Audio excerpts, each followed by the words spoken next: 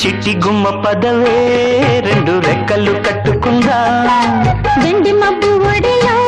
ముద్దు ముచ్చటలాడుకుందా చిరుగాలై కొండ కోనల్లోన తేలి